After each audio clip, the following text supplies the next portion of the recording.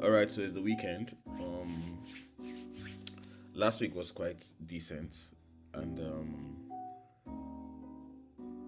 although after some review, I realized that there were a lot of missed chances last week, and hopefully going forward in the future, um, I stopped missing those chances. But last week was very decent, and I'm not going to lie about it.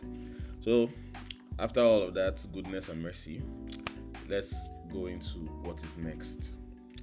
Now, if you've been following my story time for a while now, you will know that my reference point always starts from the weekly chart. Now, the weekly chart or the higher time frame gives you the narrative and the story that you should follow. If you only follow lower time frames, you will get lost in context. And even me that's following the higher time frames, there were times I got lost in context. But somehow the higher time frames helps, steer me back in the right direction.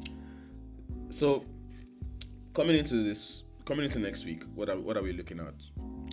Coming into next week, the first thing we're looking, well, again, remember that the algorithm is programmed to look for liquidity, fill up imbalances, and go to fair price, and will do all of these things before it makes its next leg. Now, at the time we had our first weekly close above the equilibrium points, which was this week, Monday the 15th of the week that started on Monday the 15th of December. We have not had any weekly close back below this discount. This equilibrium price. Now, that is not random. That is definitely not random. Before we had our first close, we had a tap 2, another tap 2, and a close below, and then this was our first candle close above. And since then, we've not had any candle close below. Yes, we had a dip in here, but we didn't have a close below. So we had a dip back into discount, and obviously you buy at discount and sell in premium. So now we are entering on the weekly chart a seller's market. But the objective is still to get up in here at least. And from where the market is right now to that objective is about 80 something pips, which can be done in 1 week. Mind you, this last week was 300 pips. And this 300 pips now, it's because this is in line with the trend. And another thing about trend trading is that when a trend is moving, it just moves, right? So you don't spend too much time around one price zone. Look at this last 3 weeks. In fact, the last 5 weeks, a lot of activity has happened around the equilibrium, which kind of tells you that this market is programmed based on fair price. And a lot of time is spent in fair price that we get lost in translation, or we get lost in context. Because if you spend so much time in this and spend so little time in this, your brain has more muscle memory of when a market is in consolidation, such that when good moves come up, or when opportunities for good moves come up, one, you don't recognize them, two, you don't take full advantage of them. And I'm saying this also because it's happened to me, and it's one of the things I'm realizing. So going forward now into this new week, we have our first weekly close above this 75. Now, common sense or common logic would dictate that, or would suggest that we can have a move back down into the 75, about a 90 pip move, which might well take over a week. It's possible that can happen. It can take over a week, and then in this 75, and then when we retest it, it's not a must, but it's possible. And if we retest it, then the journey to clearing these daily range highs will be on. And that is an ideal scenario. It does not mean that next week cannot just start and run there. Of course, you don't know what's going to happen. You just have to follow the footprints. So that said, this is the next bullish objective. But before this bullish objective, as we all know, we're most likely to get an open, low, high, and close. So when the market opens and goes low, we should be looking for reasons when the market is low to buy and continue to buy. All right, so now we get into the daily chart. Now on this daily chart, we have, on this daily chart I already see what I like to see. So on this daily chart here, again, the market will look for liquidity. Where's the liquidity? Where's the next liquidity to hunt? Here.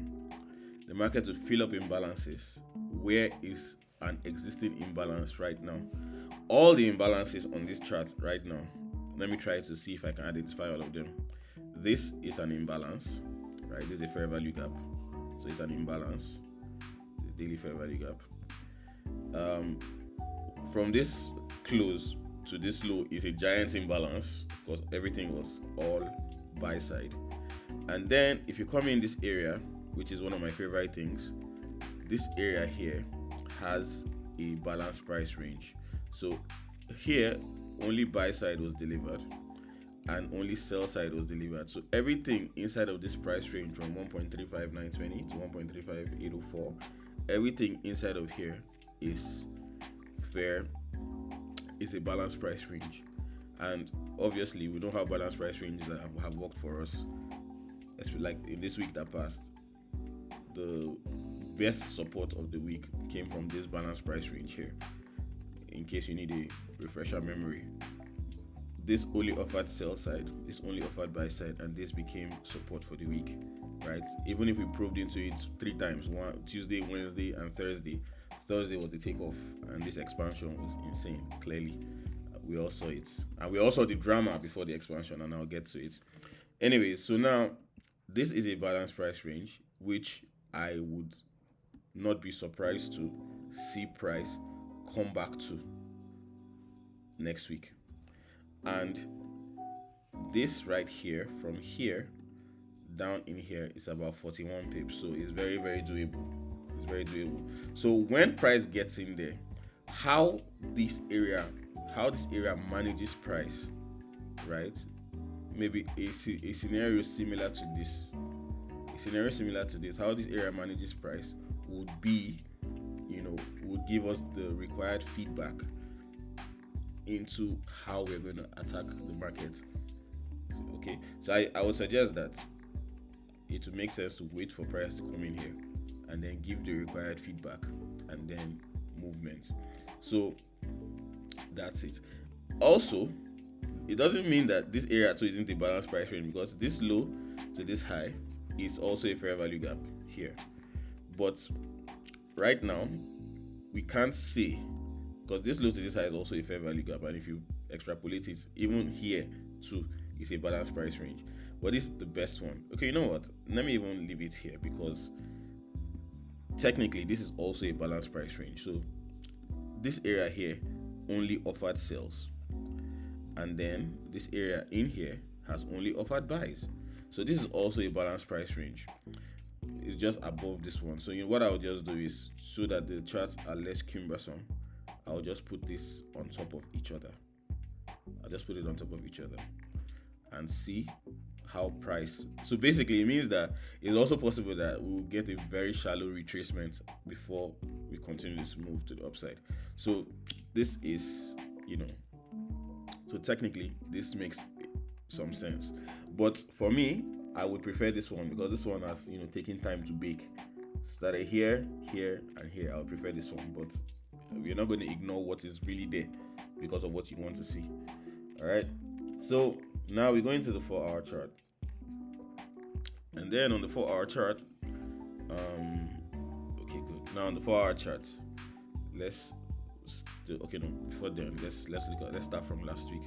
So on the 4-hour chart, this dealing range is done for now. This dealing range is done. So this dealing range, and you can see how the market traded within this dealing range for the whole week. This was dealing range low. This was where the market opened, because the market opened in a gap. Took out extreme discount, took out equilibrium, came into premium, right? Gave reasons to sell, which was counter trend, which even I at some point thought that this was the high of the week and will continue going down. But then again, I'm still in the learning process. And then this came in to this daily balance price range, which we traded together. We traded this on Wednesday. We took a loss on Wednesday, then took a win again. Traded this on Thursday, took a small loss on Thursday, and then took a win again.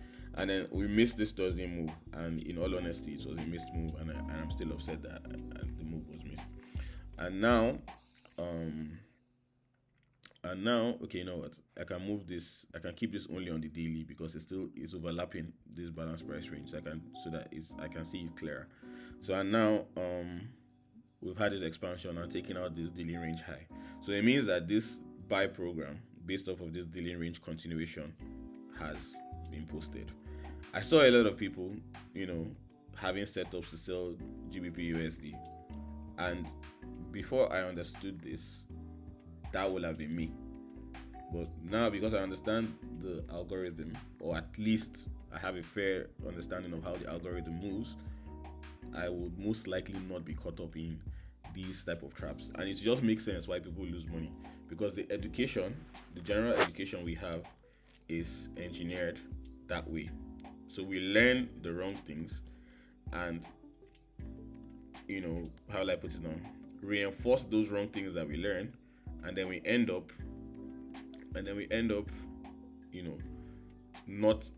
being too stubborn to learn new things a lot of times. And that is pretty much the problem that traders have. So I'm gonna move all of this to this side because this balance price range is this daily range is done. Just put them together. That's why I had to dim them. So that I'll still see them to use later. And then, this daily range height has to go.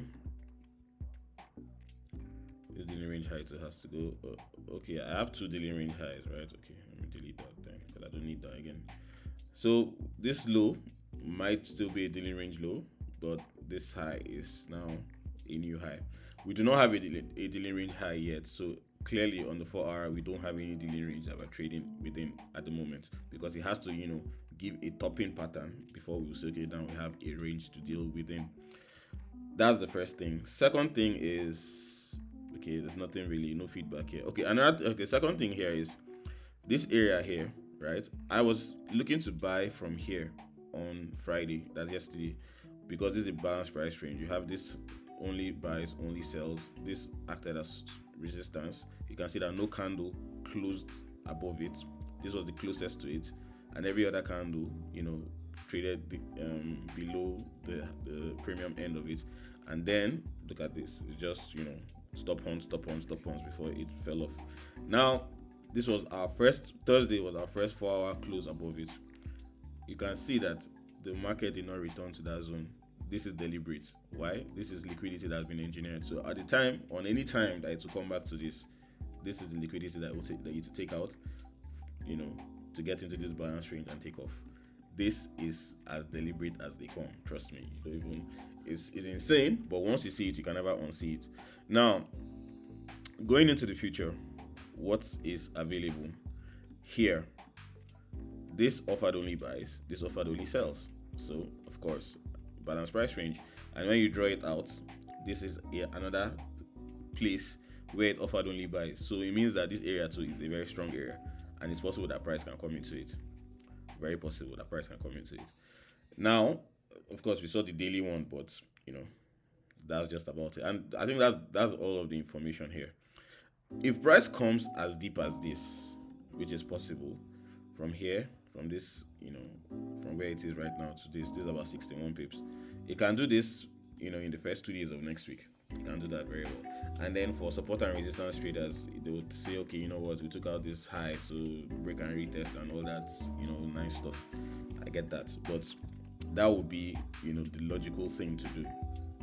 Okay, now let's come into the 1 hour. And on this 1 hour, so on this 1 hour, there might be some drama that will be interesting. Now, if you pay too much attention to this 1 hour, now again, this 1 hour has a lot of data that makes sense. Look at these equal lows. This was liquidity, and again, and as we always say, or as I always say, price will do three things: look for liquidity, fill up imbalances, and then go to fair price. Now on this 1 hour, there were so many dealing ranges, over time.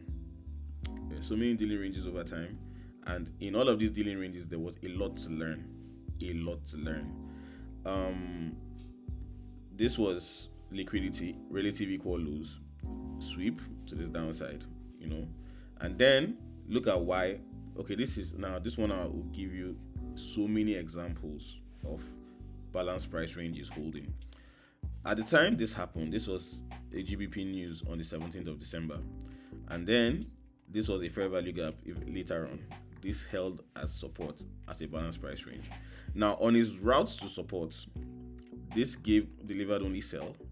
This was GBPUSD GBP interest rates announcement on Thursday, 18th of December, if I'm correct. Let's go and see how that played. 18th of December. So this was the week. So on this week, Thursday, monetary policy. So that's their interest rate, whatever. So monetary policy, official bank rates. So that was the move. This was monetary policy, and this monetary policy created this fair value gap here, and this was a balanced price range that came the next day to hold. That came the next day to hold. Just give me 5 minutes. That came the next day to hold, right? After this interest rate, there was CPI later on. On that same day, that same Thursday, there was USD CPI. Good. Now that CPI created this. Of course, it was still a buy move, and then it created this. The return leg created this only sell move. So this was a balanced price range, and you can see that in the future on 31st of December, it held as support. Okay. Now, at the time this turned around, this news here was on the 17th. The 17th of December had GBP CPI. Okay. Now this was CPI news, and then on this route up, it created this fair value gap and this fair value gap. This fair value gap held as support here. This fair value gap here and here was a balanced price range. And look at where the market opened after gapping down. Now, you cannot tell me at this point that you believe that this is random. This is not random. And another thing too, the broker you pick on TradingView matters, because all the other brokers did not show this data the way this FXCM has shown this data. So this, in my opinion, is the most accurate broker, and all those other brokers are not accurate. I'm thinking maybe they are like tier 2 liquidity providers. This most likely the tier 1 liquidity provider, so it gives you the most accurate data that you can find possible. There are some people that I know that or there are some people that I've watched that say they don't use TradingView, they use other charting instruments, but those ones they pay maybe like $2,000 a month or something like that. But you have to be really, really professional to want to do that, and you have to have made a lot of money. So anyways, how did the week go? This was Monday. This was Monday's buy, balanced price range. This buy terminated in the fair value gap on the daily chart. And this is why I color code my chart. So if I see purple, I know it's on the daily. If I see yellow, I know it's on the 1 hour. If I see brown, I know it's on the 4 hour. Those are the things I just do to organize my brain. Now, on Friday, this was a resistance on Friday. Why? Only buy, only sell, resistance. Which technically you can argue that it also became support for this guy here. But just that, the chart started becoming cumbersome, so I deleted that. But that was, the reasoning behind it. This was Tuesday, very nice. That balanced price range on the daily chart found support there. This was GBP news. There was some kind of news on Tuesday. This week, let's see. Yeah. So there was some kind of GBP news on Tuesday. Claimant count change, yes. And this was claimant count change somewhere in here before this takeoff. Now this looks like it was news that took off. No, and I missed that move because I was overthinking stuff. I saw this my eyes saw this double top and started imagining that it was going to reverse or whatever. But again, it was still a learning process because the weekly chart suggested that we'll go to the upside. Now this move came in here, this area here. If you remember, I was talking about it on the 4 hour, and on the 4 hour I said it was a balanced price range that I didn't quite see early. 4 hour chart. that I didn't quite see early. Okay, good. So this area here, yeah. This area here was no, this is it here. This is actually it here. Yeah, here. So yeah, this area here delivered only buy, delivered only sell, right? So okay, obviously this FX has adjusted itself because before that was the low. So this right here is the most accurate point now. So this area here delivered only buy, this delivered only sell, held as resistance. Okay, now this was at the time it held as resistance. This narrative I'm giving here, but at the time it held as resistance. This move here was a CPI move, and this CPI was just a stop hunt. Clearly, it was just a stop hunt, and you can see. Now, this same area became the termination of this GBPUSD move to this upside. The next day, in New York session, we bought this. If you remember, I talked about this. I'm buying this, and I said this, and this move was very quick. If you remember very well, it was very swift. It was 2:30, and I was even wondering if there was news, but there was no news, and it took off. Anyways, I wanted to buy this on Friday here, and you can see how the market avoided it. So you just engineered liquidity and avoided it. Another thing too to point out is, remember that on Thursday we bought, or I called it buy here, and obviously it was a premature buy. The reason I called the buy here was because the earlier in the day, or in Asian session, price had already come into this balance price range here at 1 a.m. You can see the wick 1 a.m. So in my reasoning, I'm like, is it possible that it's not going to come there again? But alas, it came there. But because it had a demand zone on the 15-minute, which I think I'm going to quit all those demand zone and supply. I'm going to quit all that shit, because the reason I'm going to quit it is it's good, but it's from my prior knowledge, and now my prior knowledge, if I'm going to be honest, did not give me the consistency that I like. But look at this though, it was a 15-minute demand zone here. So when it tapped into it, because I think there was news at 8 a.m. on Thursday. On Thursday. Was that Thursday? No, Wednesday. CPI, GBP CPI. So there was news on Wednesday, CPI, and this was Wednesday, right? Okay, this is Thursday. Okay, Wednesday was it? Okay. Anyway, this tapped into this demand zone, and I caught this buy, but I was holding it for a long time. I was trying to hold it into higher prices, but this came and took me out. Stop loss, and that was very annoying. Although after it took me out at stop loss, remember, it came into this daily balance price range here. Okay, obviously you can see it better here. It came into the daily balance price range, and then I bought and terminated here. If you remember, I was feeling good, and this was my last trade of the week. Now, two things. When this move happened unprovoked. This was 12 noon. There was no news or anything. This happened unprovoked. But look again, and this is where a lot of traders will miss it or not miss it.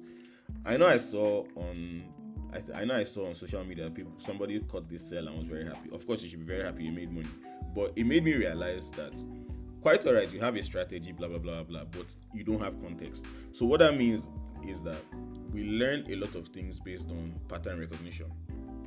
So there's a pattern, you recognize, you take it. Anytime you see that pattern, you take it. Now, what the truth of the matter is that makes trading a game of numbers for you, because when it works out, it works out. When it doesn't work out, you cut your loss quickly. It makes it, a game of numbers, and patterns repeat themselves, obviously. But when you get context, you will now start seeing things based on context and not based on patterns. Now, what do I mean by what I just said? Look at this move to the downside here. There was no news, it was unprovoked. But really, what this news really did, in my opinion, is it cleared out all the stop losses that were below all of these areas. Because normally, as a buyer, when I bought, my stop loss was here. Anybody who bought would have seen this area here as some kind of double bottom, right? This will have been some kind of double bottom. And once you're at the double bottom, the books tell us that we keep our stop losses below the double bottom. So your stop losses are here. You can see this. This is very deliberate. This is what they call seek and destroy. Seek for stop losses, destroy all of them, because the market needs liquidity to move. I know how ridiculous it sounds when you tell people that the market is programmed, blah blah blah. It's random. This one, that one, demand and supply. fundamental news, this one, also, so all those things are the things we learned. And then if you don't open your mind to unlearn them, then you have a problem. This right here was seek and destroy. Look at where this candle closed. All it did, because if it was actually going down, you'll have seen, full body closes. All it did was just to clear stop losses, but just to clear the board. After clearing the board, this was 12 noon. After clearing the board, this was 2 p.m. There was news. There was final employment news, GDP, blah blah. All of this news anyway was 2:30 p.m. And if you go in to see that this was the board clearing move. This was the 2:30 p.m. move here. Another board clearing move, but it didn't take out this low, right? And look at what it did here. Now on a small time frame, you'll have gotten a very good buy entry somewhere in around here. And in all honesty, I missed it though, because I know that as a sniper that I am, I'll have caught this one very nicely, right? I'll just put my stop loss below this low, right? And taking the ride up, because it will make all the sense to me. Because you remember I was talking about holding this thing for 100 pips or whatever. I could have been able to comfortably hold this thing overnight, because first of all, it gives you instant profit very quickly, so you can move your stop loss up and enjoy the rest of the ride, literally, because this literally just ripped, just kept going. Now whatever you risked on this trade, right, you will have gotten about 19 times what it was, literally. But you see, because we're not used to these things, or because we trade a lot in equilibrium, we don't even realize how possible these things are. But this is the reality of algorithmic trading. So that said, let's go back to what I was talking, why I'm here. So on the 1 hour chart, what am I looking at? What am I looking out for on the 1 hour chart? Go to the back to see. So all of these balance price ranges on the higher time frames, let's see what they are on the 1 hour chart, and if there's anything to extract from it, because I didn't quite see much. Okay, so on this 1 hour chart now, right, this is how you refine areas. The market is currently here, which is a fair value gap or whatever, but I can also see on this 1 hour chart from here to here, right? Let me be sure here. From here to here, if you pull it out, this is a 1 hour. This is a 1 hour balance price range, right? This right here is a 1 hour balance price range. So 420 will land it at next Friday. This is a 1 hour balance price range. Okay, so if we move it out, we'll see that it's a 1 hour balance price range. So now it means that this big one on the daily chart, I can remove it from this 1 hour so that I can see a bit clearer, and just leave it only on the daily chart. So this on the 1 hour is a balance price range, and the market has closed above it. Let's see how it will react there. If it doesn't react nicely, we'll see how it reacts here. So basically, you see how I've chosen the zones. Okay, so that's about it. Okay, let me also look at Euro USD, but this video is going to be a bit long. Let me look at Euro USD. Oh my god, look at Euro USD acting like look at Euro USD acting like it's not a difficult pair to trade, my G. Come on, man. Yeah, but you see, again, it's still the same thing. So now you look at Euro USD on the daily chart. Okay, in fact, let's even go to the weekly chart. Look at Euro USD on the weekly chart. On the Euro USD weekly chart, this here is the dealing range. This is the dealing range. So on the Euro USD, this is the low because it took out this low. This is the high because it took out this high. So this is the dealing range. This is extreme discounts. Yes. Came into extreme discounts. Came into extreme premium. Came back into discounts. And look at this rip-off. Take off, right? Now, I don't trade Euro USD, so I'm not even going to get into too many details. But, this is pretty much the same thing. The same process, same procedure, same algorithm. So, yeah.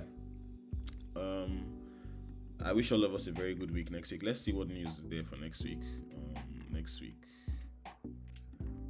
Next week we have bank holidays and free board Monday, free board Tuesday, free board on Wednesday as well. Okay. Oh yeah, so there's FOMC. So FOMC is going to be the big deal for next week. FOMC is going to be the big deal for next week. And then there's PPI.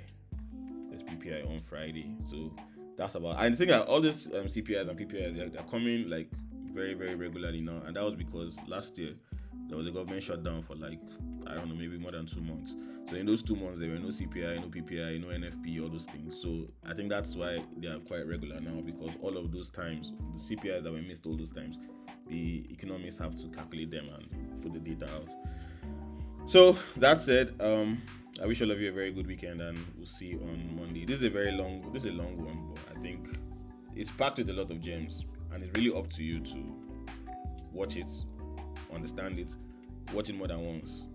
Okay? Best of luck and have a good weekend.